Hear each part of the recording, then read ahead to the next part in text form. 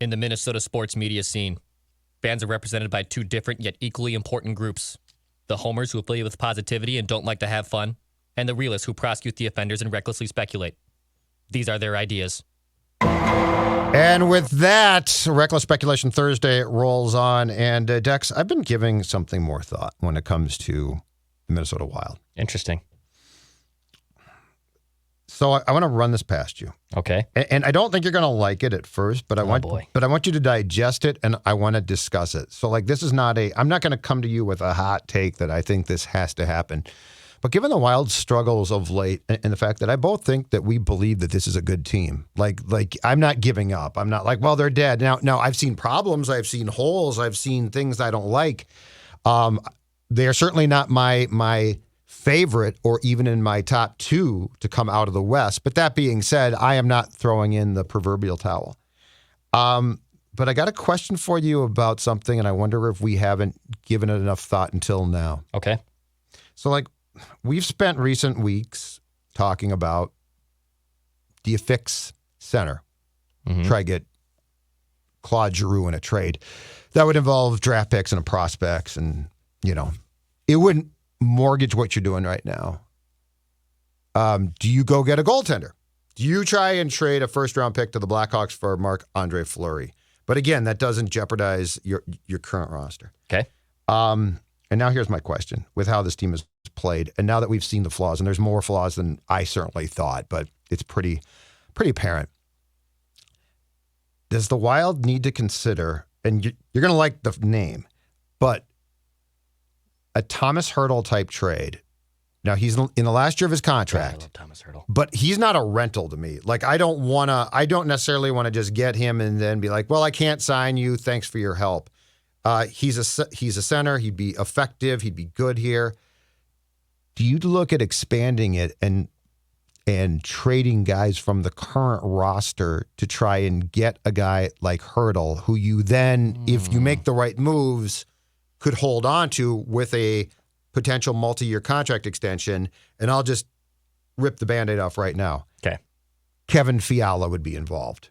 Like it would be something like that. It would be a substantial move. Yeah. And it would be current player who's impacting your team pretty positively. Yeah. But doesn't play a position at which you are in as much need of help and you're in a lot of. What I'm saying is the Wild at a point of no return of having to make a move that we all, that the two of us probably objected to mightily a month ago because of what we have seen.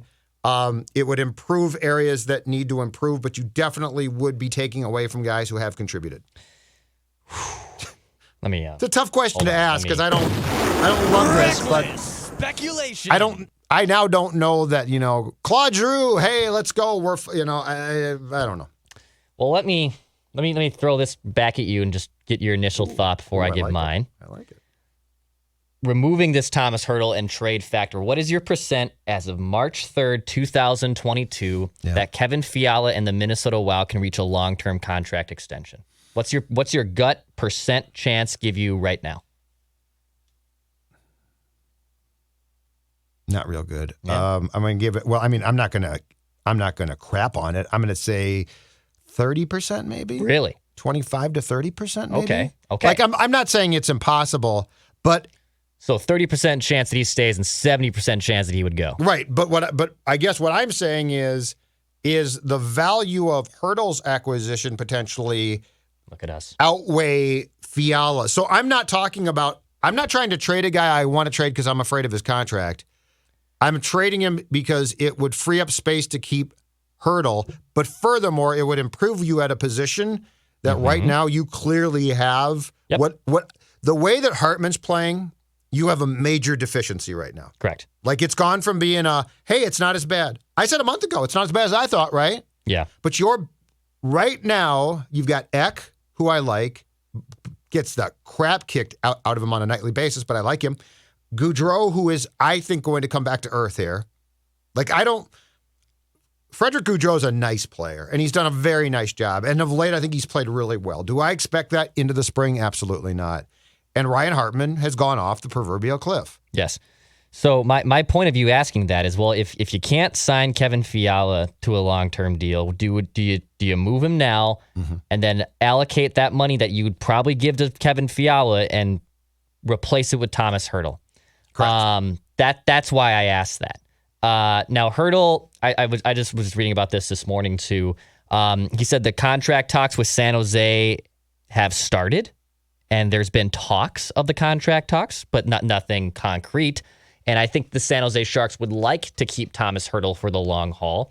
But eventually, if they got an offer they can't refuse, Billy, let me get the red phone here. Red phone.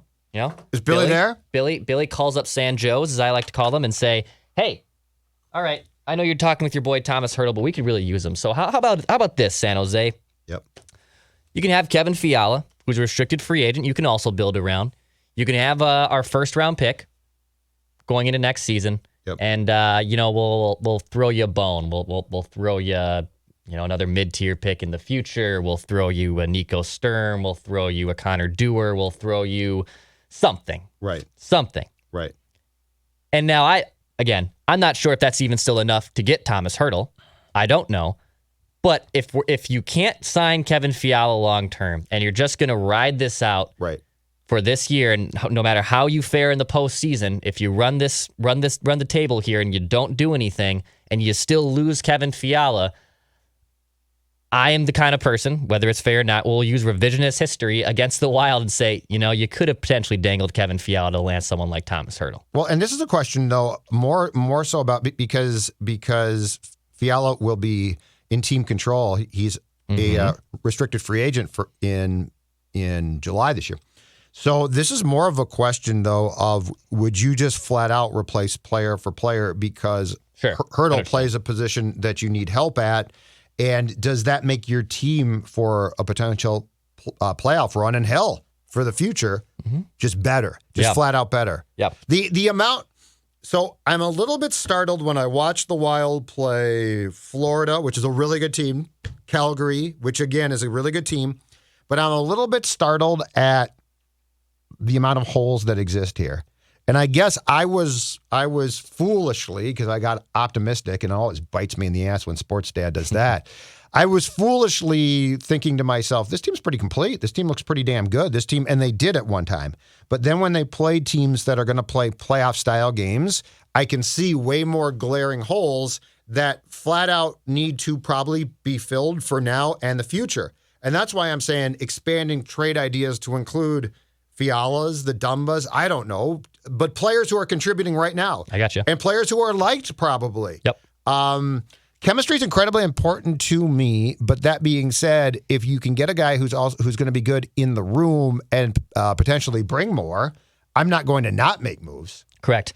And Hertl, if Bill Guerin, knowing that the cost would be a lot, is probably at least just looking at Tomas Hertl and saying, this is it, man. This is the center we're looking for. This is the guy that would shut everybody up. Got a center then. He wins faceoffs, 54% winner in faceoffs. Yeah. He scores big-time goals. He has logged a ton of games in the postseason. Yeah. He knows what it takes to win. The cost would be humongous, yes.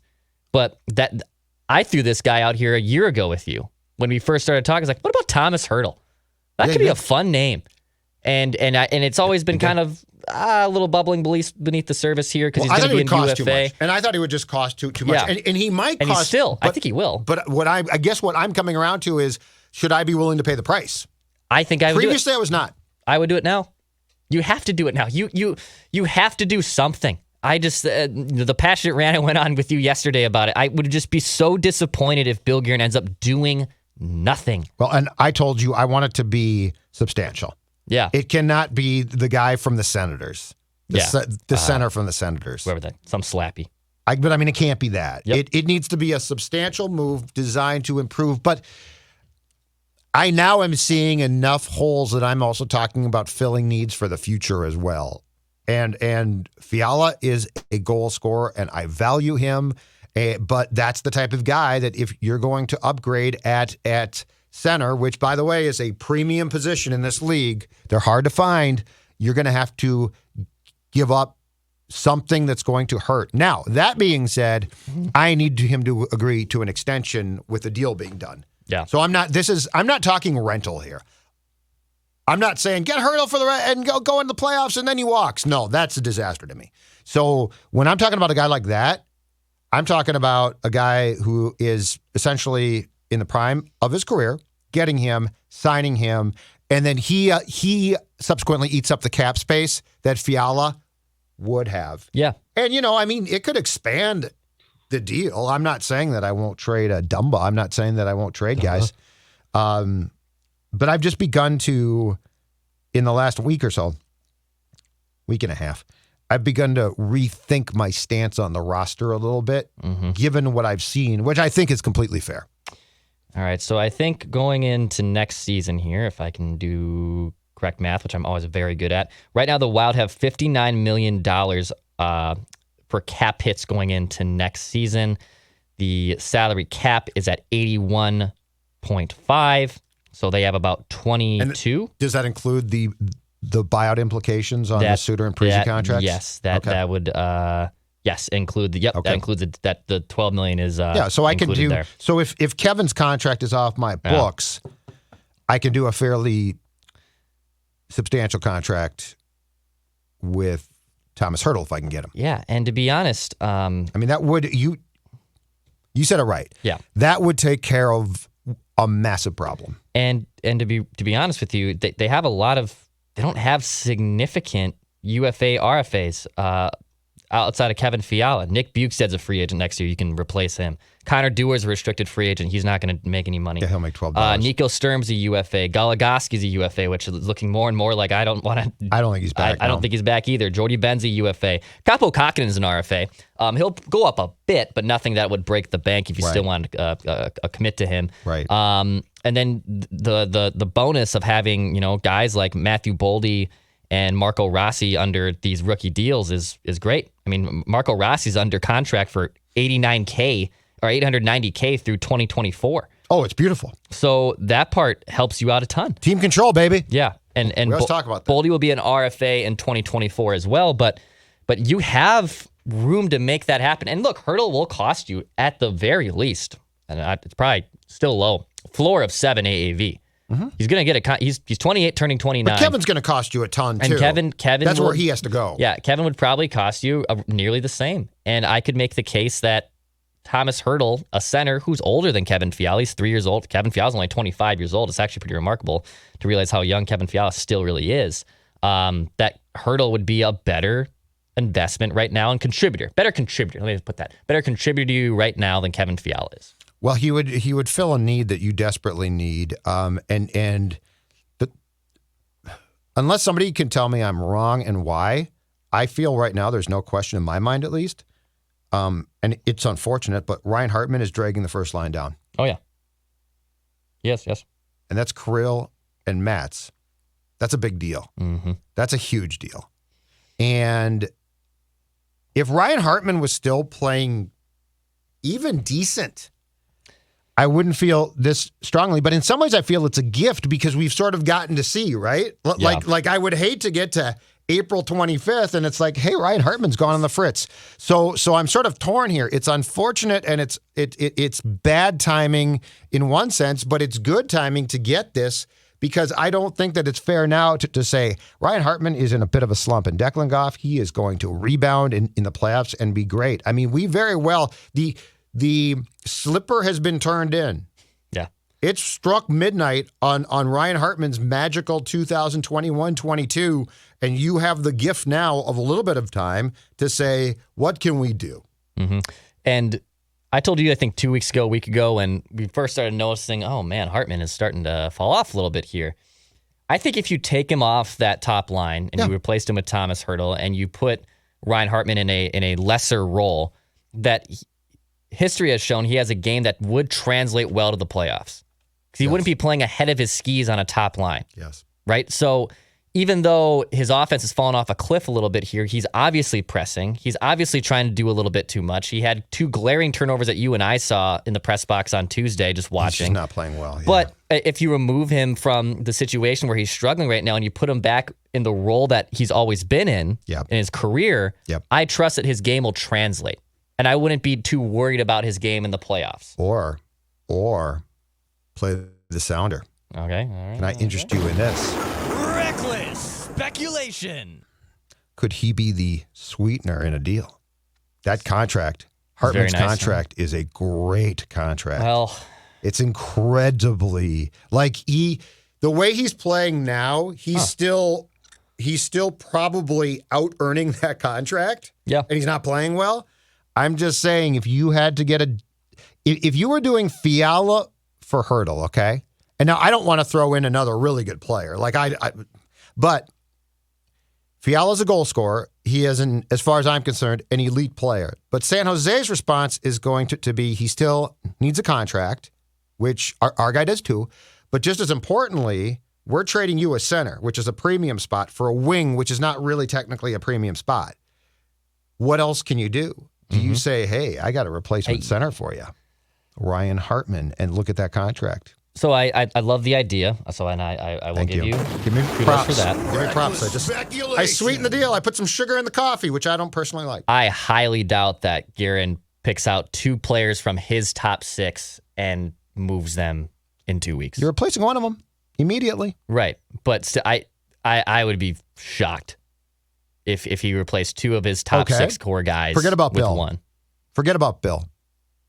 Bill's out of the room. Okay. The red phone it's been hung up on. Yeah. If you are acting San Jose Sharks general manager George Will, who I will tell you a story about in 1 second, and I offer you Fiala and Hartman for Tomas Hertl, and I want to make sure that I can get a contract done with Hertl that keeps him here, what do you say? So I'm in the Sharks GM. You're role. George Will, acting George Will. Sharks GM. George Will. I need a draft pick, Billy. Okay. I can get 2 guys for you, but I need it. I need one of your top picks. I need a first round pick. I'll give you wait. I'm giving you Hartman, Fiala. You're giving me Hertl, and you want my first round pick? I do. I'll give him a 4th round pick. 4th round pick. Yeah, I'm giving you a cheap center. Yeah. An elite wing, goal-scoring wing. They're hard to find. I don't want to trade him, but I need Hertl. I'm not going to give you a first-round pick. I will give you a mid-round. I will throw in another piece and give you a mid-round pick, but I am not going to give you a day 1 pick. Billy, listen. Tomas Hertl's been the heart and soul of our team, and we're in a little bit of a transition mode right now. Yeah, you are. I'm getting 2 players that are 25 and they'll be 26 and 28 years old. And one's going to score a lot of goals there, George. I still need one more lottery ticket for the future. All right, I'll give you a 3rd round pick. That's it. I'm not going to give you a 1st. I'm not going to give you a 2nd. I'll give you a 3rd round pick, damn it. Give me a 2nd. We'll call it square. Give you a 3rd. I'm stopping at a 3rd. I'm giving you a cheap center. I'm giving you an elite goal scorer. Okay. I will give you a 2nd.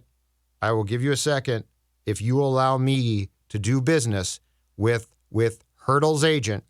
If I can't sign him to a multi-year contract, I'm not going to give you, because I don't want a rental here. I want a player. I want a hockey trade. I want a player that I can hang on to. I will give you a 2nd if you allow me the negotiating power to work out a multi-year contract with Hertl's agent. And if he doesn't, it's off. 2nd round pick. And if you make the Stanley Cup this year, it becomes a 1st. And a multi-year contract. And I get him. So I've got to make sure that I can get a 3-year extension. All right. If I make the Stanley Cup, it's a 1st. You got yourself a deal. All right. See? Right there. George Will. So George Will. So the longtime GM of the Sharks is former Blackhawks defenseman, and I believe Hall of Famer now, Doug Wilson, who had a cannon for a slap shot. Yeah, Dougie Wilson, great player. Yep. He's been out, I believe, for most of the season for health-related purposes. I don't know what's wrong. I hope that all is well with Doug Wilson. George Will, I kid you not, when I was interning for the North Stars circa 1989 in PR, George was the Met Center mailroom boy. Are you serious? He was the mail. He distributed the mail for the building. I am not joking. And he went and when the Guns broke off and got the Sharks and they got a dispersal draft of players in the North Stars franchise, they took GM Jack Ferrer, who had been here. He went with the Sharks, assistant GM at the time, and then a guy who worked as a GM in the league for a long time after that. Dean Lombardi went with the Sharks. George Will went with the Sharks. Joe Will. Or Joe Will. Joe Will. Joe Will. Yes. Joe Will. Oh, George is the author. Yeah. I'm George, getting old. Sports Dad's I thought you were old. talking about George. I was like, George Wiltz from that Joe old Will. baseball Joe Will. curmudgeon? Yeah. No, Joe Will. Joe Will, yes. Was the mailroom boy at Met Center. Yep. I'm not kidding you. Wow. So anyway, I just did a deal. Yes, I will give you a first-round pick. I will include a first-round pick. All right. If I make the Stanley Cup Finals, which I don't think I'm going to, but I do think that I can make a playoff run. It would obviously be worth it if that was the case. Yeah. Okay. Sign me up for that. But I think at the end of the day, I don't see a situation where he gives up 2 immediate top 6 dudes. For that move. Are you more receptive to the idea of making a trade right now that is a broader trade that involves current players with what we have seen in the last couple of weeks? Yeah, I am. Because I was not, and I'm rethinking that. I understand that. So yeah, no, I get your thinking, and if I was Bill Guerin, I am interested in doing that. I just think Bill, to put myself in his shoes, would not do that. Okay. So your rankings right now is so if they could get, if you had a chart of players that could be obtained. My big board. Your big board. Hertl is your top guy, right? Like among goaltenders, among big defensemen. I guess, yeah. I guess Hertl, Because when we talked, I think it was on Wednesday show, you said that goaltender was your top position of need. But yeah, if I could get Hertl, I think I'd do that. But I don't disagree with your contention about goaltending. So yeah, I would rank it Hertl 1, Fleury 2, Giroux 3, and is there any other Slappy or someone else that we've been linked to that I'm missing that I could be thinking of? But I'd put him those 3. Yeah, and Fleury, just to be clear too, because I've gotten pushback on that. He's with a terrible team. Awful team. And one of the worst defenses in the entire league. But I mean, league. I keep seeing things about he's not having a good year. Look at his stats. Like he's with a crappy team. Yeah. And I guarantee you, if he gets traded to a good team, especially now, he is going to be rejuvenated. He won the GD Vezina last year with Vegas. But I mean, he's a goaltender. He's on a terrible team, terrible defensively, filled with holes. I'm sure it's been in that town with that team, with all they've been through, it's been a miserable experience. Yeah. So, like, you can't live in fear of, well, he's cooked now, he's terrible now. No, he's not cooked. It would be worth a shot. I'm not saying I'd give up a ton, but I would make a trade there. So I'd do it as well. All right. Do you have more to recklessly speculate about? Or no. Are we done? Thanks to Dukes. I need a smoke. Dukes was great. Great stuff on Kirk Cousins, the Vikings, the Wolves, and as always, the members of Judd's Hockey Show can bring you the latest when it comes to Minnesota Wild, a reckless speculation. We will talk to you soon. Reckless speculation.